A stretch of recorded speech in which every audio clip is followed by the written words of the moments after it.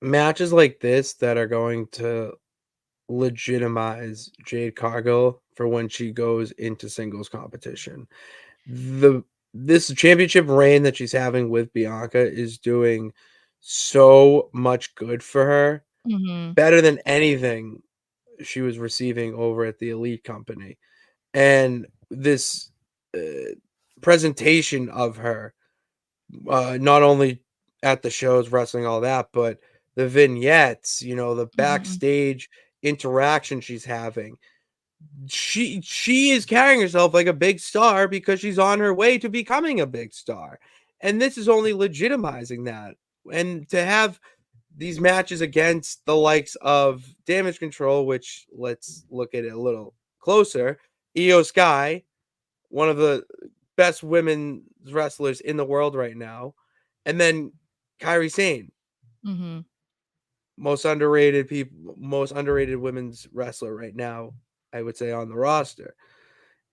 And they have that legitimacy that's going to make her into that star when she finally breaks away from Bianca. It's not happening anytime soon Mhm. because they're legitimizing the tag team championship. I think Like, this was the best way for them to slowly like integrate Jade into the mix, because when when WWE has made huge signings like this in the past, whether it be, oh, it's a big signing because you kind of stole her from the competitor, or it's like, oh my god, this is a big name, like I can't believe mhm, WWE got them. They in the past have brought them in and immediately made them like a champion in the main event, like shoving it down your throat. And I think a lot of us expected that to happen because of who she was and mhm. the hole in the women's division. And so it was like, okay, this is what they're going to do. The way they were introducing us to her too. I mean, showing up in the car and the Oh my god, she outfits looks and like an all of it. So it was like, okay, this is what we're going to get. But it really varies on who it is, how the fans react. Because a lot of the time they don't react positively, because it's like, okay, well, I was excited about this person coming, but now I'm sick of them because they're everywhere and they're winning everything and they're taking these opportunities from other people. This was the way to go about it with Jade.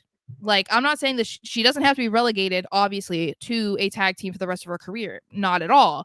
But this is a way for people to get to know who she is, allow her to continue to develop, because something that people even still talk about, which I think is ridiculous, that she needs more time in the ring and she's just not a good wrestler, blah blah blah. All right, well, if that's your argument, you can't really say anything that they haven't allowed her to get more reps in as a tag team champion, because she's doing all these matches all the time on the house shows, on Raw, on SmackDown, on PLEs, like she's in the training center. So it's like, at the performance center it's just she's all the doing a time. She's lot. down in NXT. Yeah. I mean, And look at so you had Jakara Jackson and Lash Legend mhm. not only face them on SmackDown, but then they teased a little bit more of a potential storyline with them when they were sitting at ringside Mhm. for the match.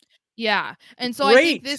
this is just the way to get her over long term, because people aren't going to get sick of her. They're not going to be like, "Oh my god, like she's already been a champion. She's already beaten all these people. Like what's next for her?" No, it's like the sky is the limit with her right now because she has been in just a tag team. But you'll already take her seriously, as you said, when she goes into singles competition, because she's already been on the roster for however many months. She's already been a multi-time women's tag team champion. She was working with Bianca Belair. Like there's nothing better that I feel like they could have done by bringing her into WWE. So hats off to WWE for how they've gone about that, for sure.